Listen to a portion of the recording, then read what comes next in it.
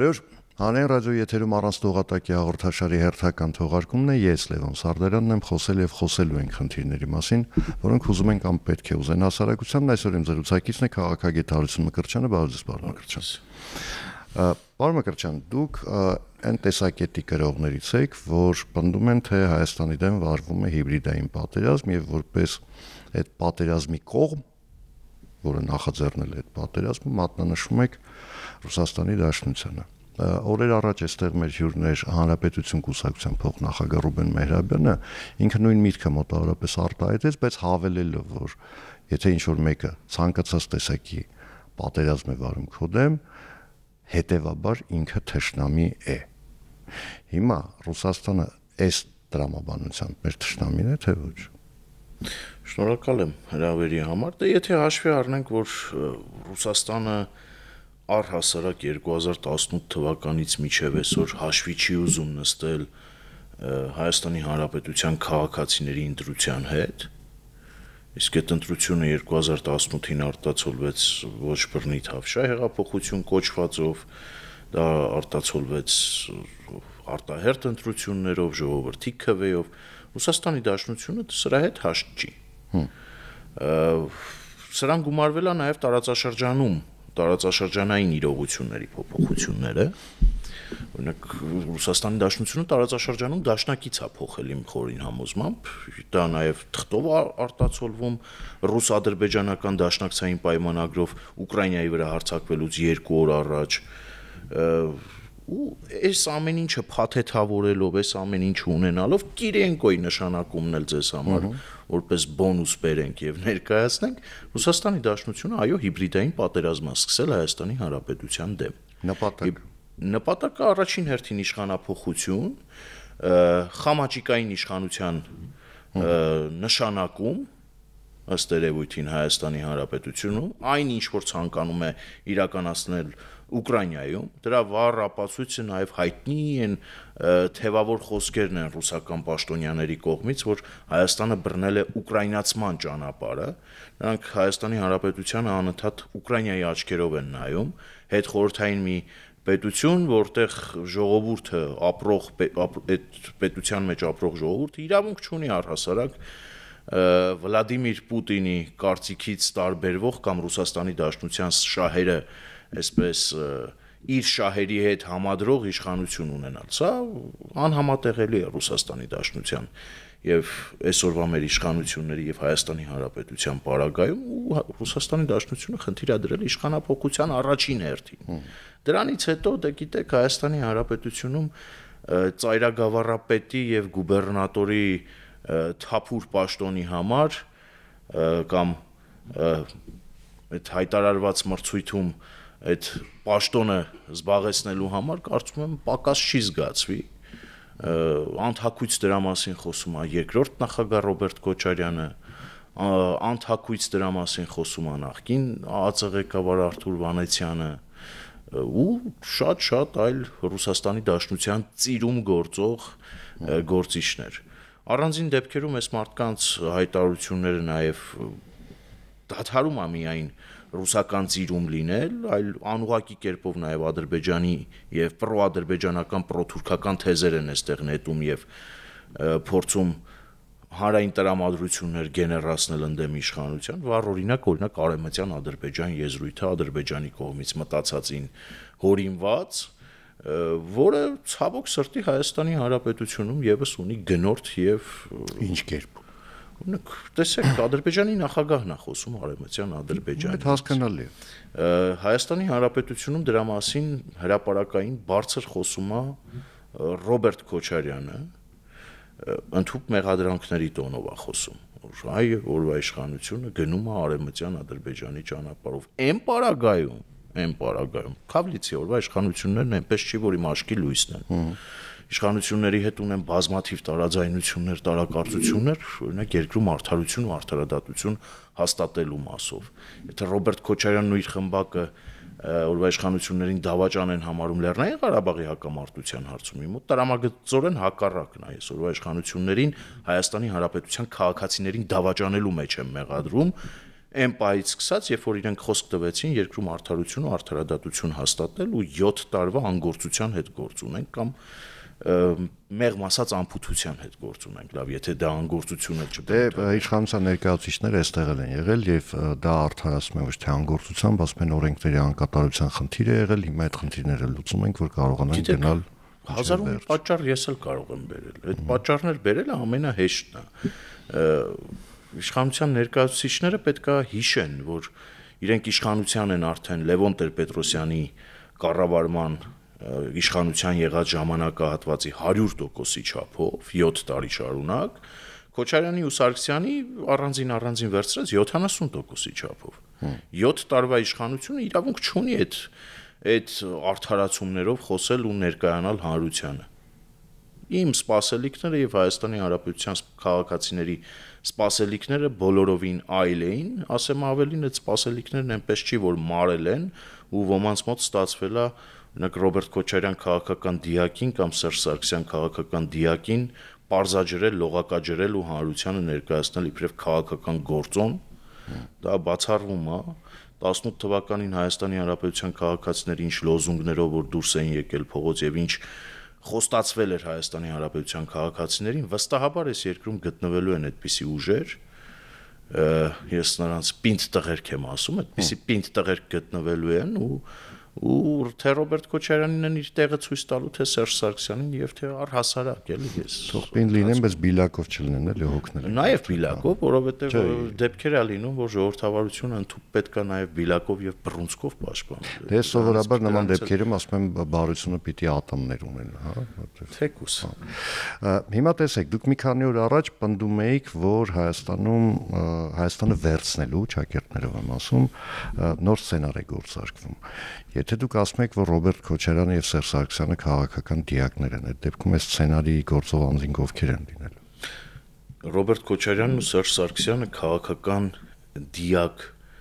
են, կան ու կլինեն Հայաստանի Հանրապետության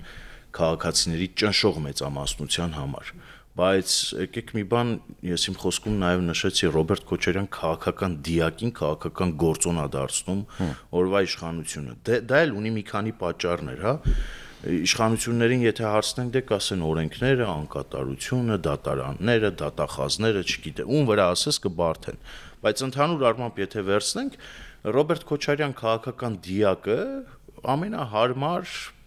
ընդդիմադիր ուժի ներկայացուցիչն է, ընդդիմադիրն է օրվա իշխանությունների համար։ 7 տարի շարունակ զբաղված են եղել Քոչարյանի քաղաքական դիակը ծեծելով եւ դա արդյունք է տվել, եւս 7 տարի նրանք պատրաստվում են Քոչարյանի քաղաքական դիակը ծեծել եւ դրա վրա քաղաքական դիվիդենդներ շահել ու կապիտալ ձևավորել։ Դա իշխանությունների մասով։ Բայց դա բնավ չի գալիս եւ իմ ասածը չեզոքացնում, հա, Ռոբերտ Քոչարյանը շատ կոնկրետ է խոսում։ Միութենական պետության մասին լրագրողի հարցին ի պատասխան չի բացառում խոր ինտեգրացիոն նոր, այսպես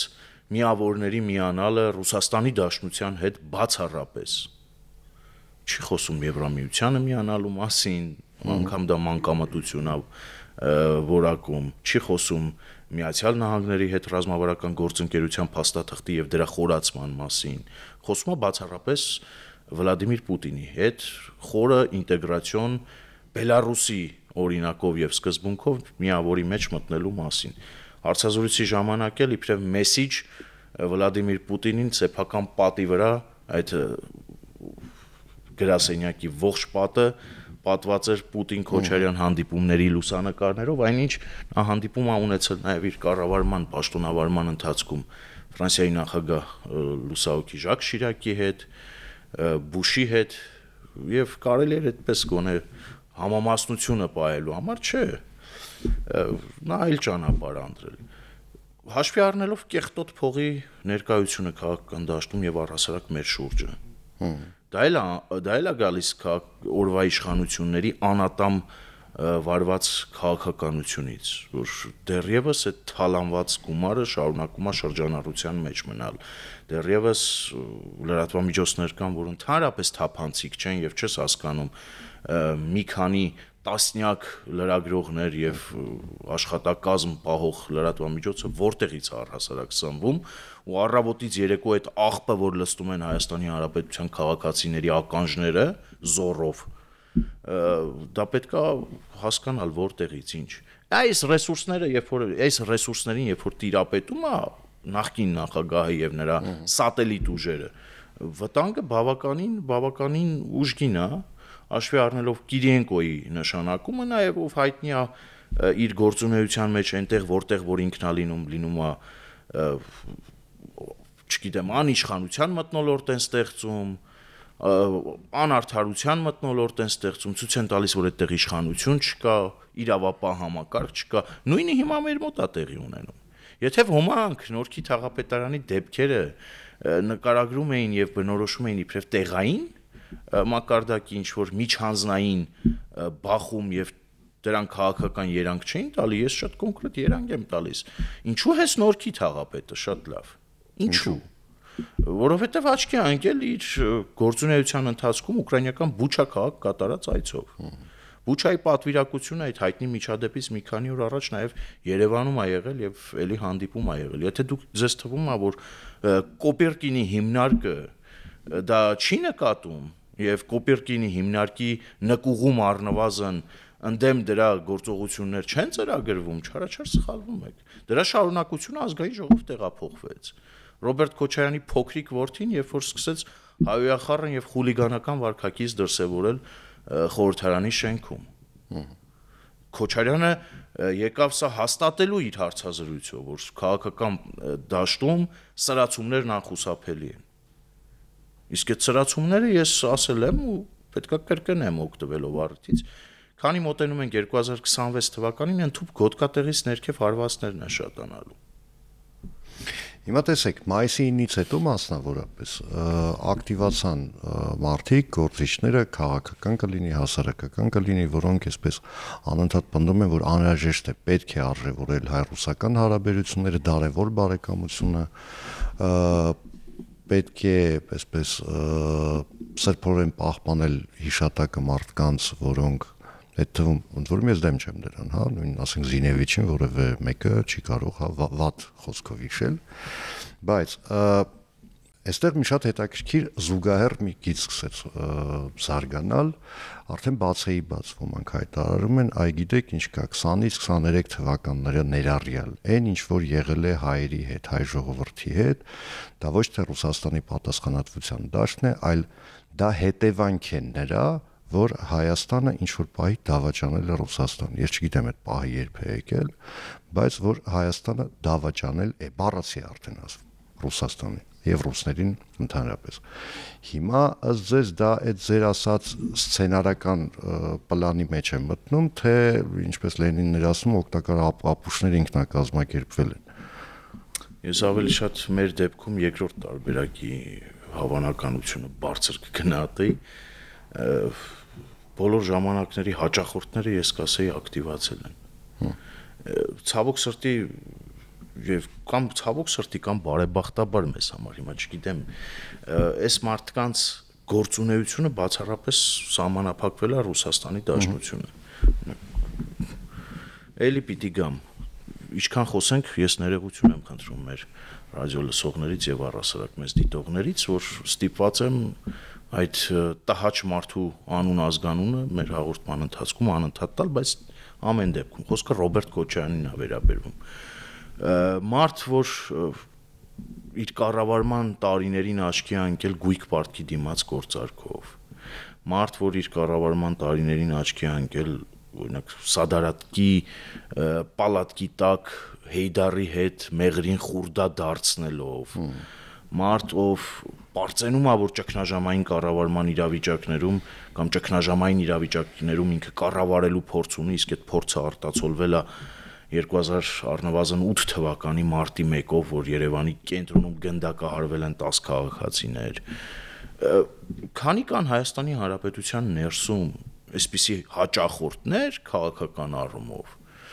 բնականաբար Ռուսաստանի Դաշնությունից պետք է այդ հայտնի Լուբյանկայի նկուղից գծվեն սցենարներ, նետվեն այստեղի լրատվական դաշտ, վարձու գրչակների միջոցով, որ Հայաստանի Հանրապետությունը դավաճանել է։ Գողը առաջինն է գոռում ավելի բարձր բռնեք գողին իրավիճակի հետ գործ ունենք։ Առհասարակ դավաճանել, դավաճանված գալ, սա էլ է Ռուսաստանից եկող խոսույթ։ Ես ուզում եմ ձեզ հիշեցնել 2000, եթե չեմ սխալվում, 11-12 թվականներին, երբ որ Սալավյովի հաղորդման ընթացքում առաջին անգամ դաշտ նետվեց Հայաստանի Հանրապետությանը Ռուսաստանի Դաշնության ամուսնական հարաբերությունների թեման, կնոջ հետ համեմատելու հետ կապված այդ դրվագը, այն ժամանակ ես Ռուսաստանում էի ապրում եւ առաջին հենց հաջորդ օրը դուրս եմ եկել ու գնացել եմ Հայաստանի Հանրապետության դեսպանատուն դեսպան Տողանյանի մոտ նախկին ու պահանջել եմ որպեսզի բացատրություն պահանջեն, դե այն ժամանակ Տողանյանը գիտեք ինձ ինչպես պատասխանեց իր օգնականի հետ, որ հարություն սուս այստեղ պատերն էլ ականջուն են, սարսափած մի իրավիճակում էր մեր դեսպանը Մոսկվայում նստած, իդեպ այդ դեսպանի հետ կապված եւ Մոսկվայի առհասարակ տարիների ապրած տարիների հետ կապված ես ինքս բավականին հուշեր ունեմ, որ ինչ որ մի этаպում նաեւ պետք է հանրայնացնեմ, որպեսզի մեր հայրենակիցները ավելի լավ պատկերացում կազմեն, թե այնտեղ ապրող որոշ հայրենակիցների մասով, թե այնտեղ դիվանագիտական ճակերտավոր գործունեություն ծավալողների մասով։ Քանի դեռ սրանք կան, Լուբյանկայի նկուղում սցենարը գծվում է, ինչի՞ չէ։ Հայաստանը դավաճանել է, այն դեպքում, երբ որ առնվազն 44 օրյա պատերազմի ընթացքում Հայաստանի Հանրապետության քաղաքացիները եւ Հայաստանի Հանրապետությունը մեծ հաշվով նորմալ էր նայում այն իրավիճակին, որ Ռուսաստանի Դաշնությունը չի կարող խառնվել ռազմական գործողություններին Լեռնային Ղարաբաղում, սա ֆիքսված կարմիր գիծ է Ռուսաստանի Դաշնության կողմից։ Ես ասեմ ավելին, եթե դուք կտակ 22 թվականի սեպտեմբեր մինչև սկզբունքորեն այդ խնդիրը որպես այդպեսին չի եղել։ Մինչև 22 թվականի սեպտեմբեր ընդհանուր Հայաստանի Հանրապետության իշխանություններին ես մեղադրում եմ նաև չափից ավելի մեծ ռուսամետ դիրքորոշում որդեգրելու մեջ։ Սիրիա համատեղ զորախումբ ուղարկել, ՄԱԿ-ի քվեարկությունները Ռուսաստանի Դաշնության հետ համաձայնեցնել, առհասարակ հեռախոսազրույցները Փաշինյան-Պուտին հաճախակիությունը ամսվա մեջ եղել է դեպքեր, որ 4-5 անգամ զրուցել են։ Լաչինի Միչանսկի փակումը, Հակարիի կամուրջի փակումը, Լեռնային Ղարաբաղի մեր հայրենակիցներին սովամահանելն ու կուլմինացիան ադրբեջանցիների հետ էթնիկ զտումը դա վերջնակետն էր, դա դավաճանության տիպիկ դրսևորում էր Ռուսաստանի Դաշնության կողմից, մասնավորապես Ռուսաստանի Դաշնության նախագահ Պուտինի կողմից։ Եկեք Ռուսաստանի Դաշնություն, որ ասում ենք, մարդիկ մտածում են, որ մենք ռուսաֆոբ ենք, մենք ատում ենք Ռուսաստանին կամ այդ հարաբերությունների կարգավորում կամ առհասարակ հարաբերություններ չենք դիտարկում, քավլիցի։ Հարաբերություններ պետք է ունենալ բոլորի հետ, այդ թվում Ադրբեջանի, այդ թվում Թուրքիայի, այդ թվում Ռուսաստանի Դաշնության հետ։ Բայց այդ հարաբերությունները պետք է հասկանանք, ինչ ենք տալի դիմացի, ինչ ենք ստանում, ազգային ժողովի նախագահը շատ է սիրում ասել, որ քաղաքականությունն առևտուր է։ Հիմա Ռուսաստանի Դաշնությունը եւս այստեղ դավաճանական ակտ իրականացնողը ու ճարտարապետը դրա Վլադիմիր Պուտինն է, որովհետեւ ինքն էր նոյեմբերի 9-ի փաստաթուղթը գրել։ Ինքնա չէ ասել, ես եմ ժամերով նստել գրել, անձամբ ներկայացրել Ալիևին, Փաշինյանին ու եկել ստորագրել ենք։ Իսկ այդ փաստաթղթի մեջ ինչ էր ասվում, որ այնտեղ Լեռնային Ղարաբաղ պետքա վերադառնան խաղաղ բնակչությունը պետքա վերադառնա։ Լեռնային Ղարաբաղ եւ իրենց խաղաղ ապրելու իրավունքը երաշխավորում է ռուսական խաղաղապահ զորախումբը։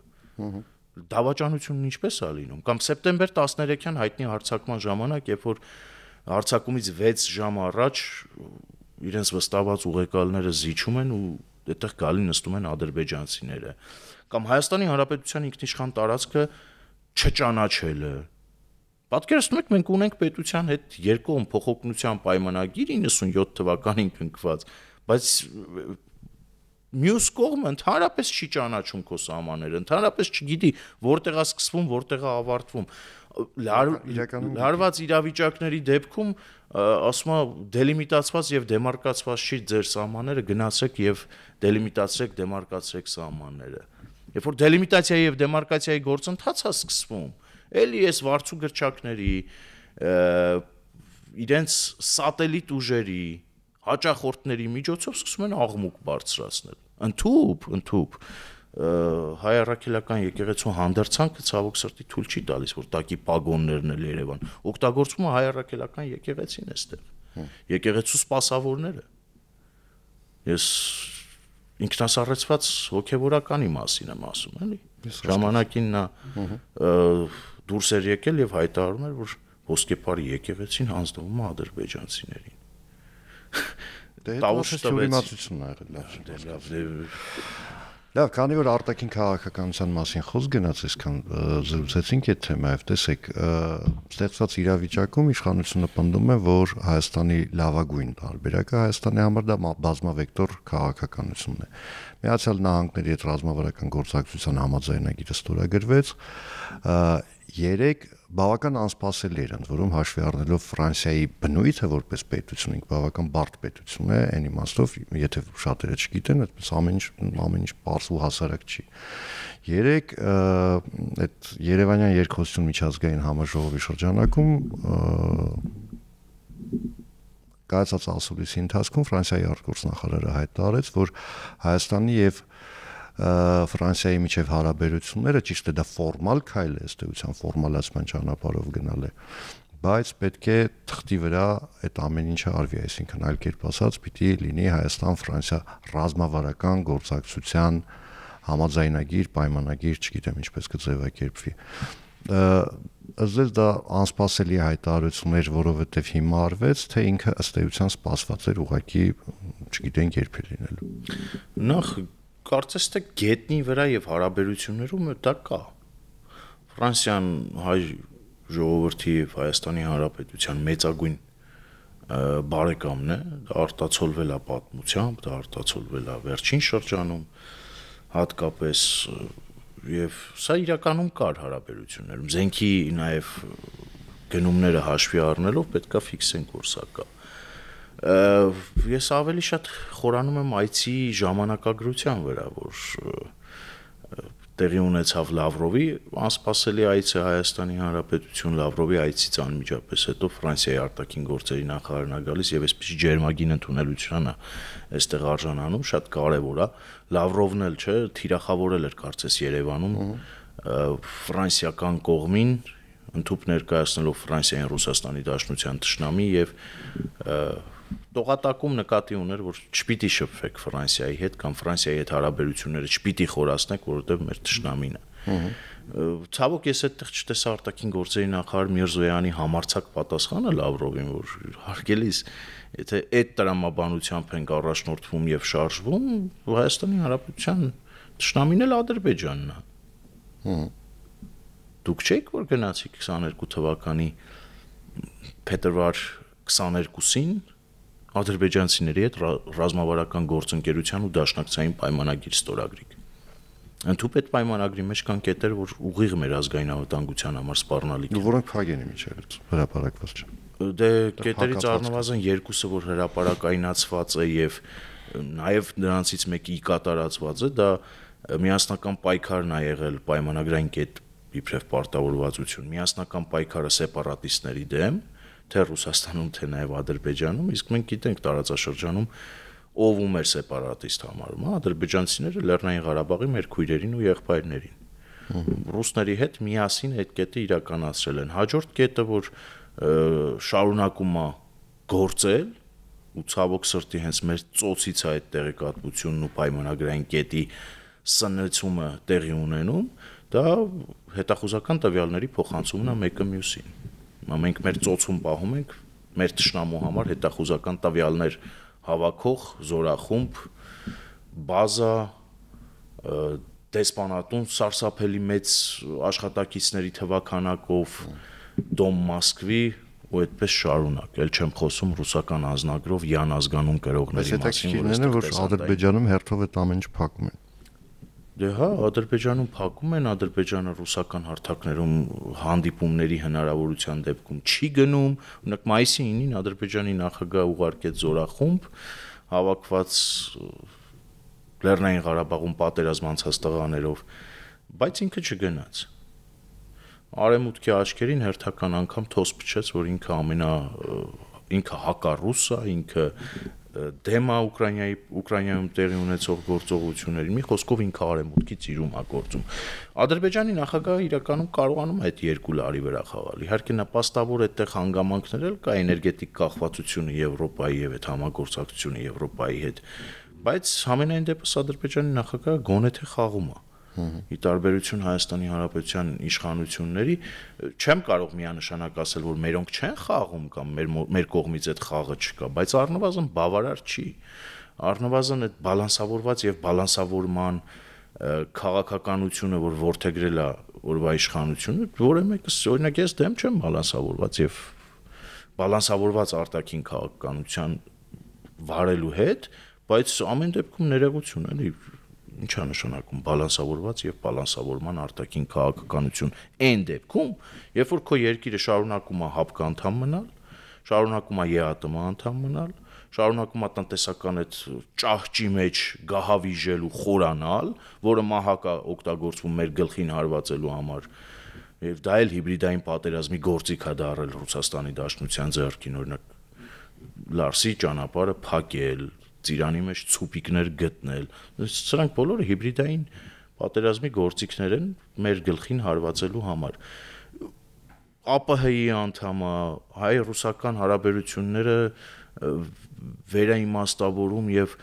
նոր փայլ ու շղարշ են բերում այդ հարաբերությունների վրա։ Սա անլուրջ է։ Զուգահեռ իրականության մեջ այո, քաղաքացիական նախաձեռնությանը կողմակքվյարկում իշխող խմբակցությունը եւ օրենքի ուժ տալիս խոսքը Եվրամիության անդամակցության գործընթաց մեկնարկելու մասին օրինագծին է վերաբերվում։ Զուգահեռ իրականության մեջ վարչապետը հայտարարել է, որ մենք կմոտենանք Եվրոպային այնքան, որքան Եվրոպան թույլ տա, որ մենք մոտենանք իրեն, սա դարակազմիկ, ոչինչ չասող եւ իրավիճակը լավագույնս լղոզող հայտարարություն է իրականում։ Ու ոչ մի գործողություն։ Դե հիմա հայ-ամերիկյան ռազմավարական գործընկերության մի րոպե Ֆրանսիայի հետ ենթադրում եմ առաջիկայում կստորագրվի այդ փաստաթուղթը, ինչքան էլ անսպասելի էր Ֆիցոն էր եկել, Սլովակիայի վարչապետն էր եկել, վարչապետի հետ Սլովակիայի հաշվի առնելով, հա, որոշակի խնդիրներ Սլովակիայի հետ անսպասելիորեն հայտարարվեց, որ ռազմաարդյունաբերության ոլորտում գործակցության հեռանկարներ կան, էլ ինչ անեն։ Այն ինչ վերաբերում է ռազմաարդյունաբերությանը, այդտեղ հեղափոխական փոփոխություններ մենք 90%-անոց օրինակ շրջադարձ ունենք Ռուսաստանի Դաշնության կողմից արտադրվող մետաղե ջարդոնների այդ գնման գործընթացը կարծես թե կասեցվել է։ Իհարկե մի քանի 100 միլիոն դոլար Հայաստանի Հանրապետությունը քցվեց այս գործարքի արդյունքում հերթական անգամ, բայց ամեն դեպքում այստեղ լրջագույն շոշափելի փոփոխություն կա, որը չնկատել ուղղակի անհնար է եւ սա պետք է ի պատիվ իշխանությունների ասել, որ հաջողվել է իրենց դիվերսիֆիկացնել, օրինակ զենքի գնման հատվածը, բայց տնտեսության մասով, գիտեք, ինչ են անում, օրինակ մեր կոնյակ արտադրողներին երբևէ տեսել եք, որ որևէ ժողով լինի, որևէ այսպես կլոր սեղանի ֆորմատ լինի, Հայաստանի Հանրապետության վարչապետ կամ էկոնոմիկայի նախարարը հանդիպի ու փորձի այս մարդկանց բերել այն դաշտ, որ պարոնայք միայն ռուսական եւ ԵԱՏՄ շուկան չի, փորձեք այլ շուկաներ եւս մտնել։ Ոնց? Դե գիտեք, եթե իշխանություններին հարցնեք, ես օրինակ այդ հարցը շատ եմ տալիս իրենք ասում են բիզնեսն է ընտրում ԵԱՏՄ-ն, բիզնեսն է գնում ԵԱՏՄ։ Գիտեք, ինչ բիզնեսին տալիս եք, ինչ դաշտ ստեղծում եք բիզնեսի համար, բնականաբար բիզնեսմենին ինչ է պետք, հեշտ գումար։ Հեշտ գումար, շատ գումար, իսկ դա ոնց կարա անի, ոնց որ արվել է։ Կանորա կապրանքը արտադրի եւ արտահանի ԵԱՏՄ շուկա, ռուսական շուկա։ Արանքում դհոլ խփողների պակասել չկա, էլի, այդ օրինակ գնել, վաճառել այդ չարչիական մտածելակերպով առաջնորդվող օրինակ սրտի օլիգարխներ եւ սրտի բիզնեսմենների պակաս չկա, ովքեր ադամանտ, ոսկի եւ այլ ապրանքատեսակներ են Ռուսաստանի Դաշնությունից եվրոպական շուկա եւ հակառակ ուղղությամբ տանում։ Մարդկանց դե արի բացատրի, որ Հայաստանի Հանրապետության շահը Ռուսաստանի Դաշնության հետ չի համընկնում։ Դե արի այս մարդկանց բացատրի, որ այդ այն ինչով որ դուք հիմա զբաղված եք, Հայաստանի Հանրապետության գլխին հարվածելու համար երկար մահա կա, որը օգտագործվելու է մի օր։ Իսկ մարդիկ ասում են, դե բիզնեսն է այդպես ուզում, բիզնեսն է գնում է այնտեղ, բիզնեսի համար այդպիսի պայման եք ստեղծել, գնում է։ Ներողություն բիզնեսին, որ այդքան բան են անում, չէ, հղում են կատարում եւ բիզնեսի վրային, բիզնեսի դաշտ են նետում գնդակը։ Մենք էլ ունենք, չէ, բիզնեսմեններ։ Ունենք օրինակ ավտոներկրողների հսկայական խումբ մարդիկ տուն էին պահում, ընտանիք էին պահում, բայց գնայիք բանակցեիք Պուտինի հետ, ձեր ԵԱՏՄ գործընկերների հետ, եւս մի քանի տարով, որ այդ արգելանքները հետաձգվեր մեր վրա դրվող ու այդ բիզնես շրջանակը մեր մեջ ապրող գործեր ու աշխատեր։ Բայց մեր վարչապետը առավոտից երեկո ԵԱՏՄ նիստերին խոսում է միասնական էներգետիկ շուկայի մասին, գազի միասնական գնի մասին։ Բանի տեղ դնում են, այդ երբ իրենց ձեռք է տալիս, ասում են բիզնեսն է, ԵԱՏՄ-ն է, համբերեք լավ կլինի, բայց ներողություն էլի թվերը այլ բանի մասին են խոսում։ Թվերի մասին արդեն հաջորդիվ կխոսենք, որովհետև ցավոք ժամանակը սպառվեց։ Շնորհակալ եմ զրույցի համար։ Հիշեցնեմ այսօր իմ զրուցակիցներ քաղաքագետ Հարություն Մկրտչյանը, ես Լևոն Սարդարյանն եմ, կհանդիպենք արդեն վաղը նույն ժամին, նույն վայրում։ Հաջողություն եւ համբերություն բոլորիս։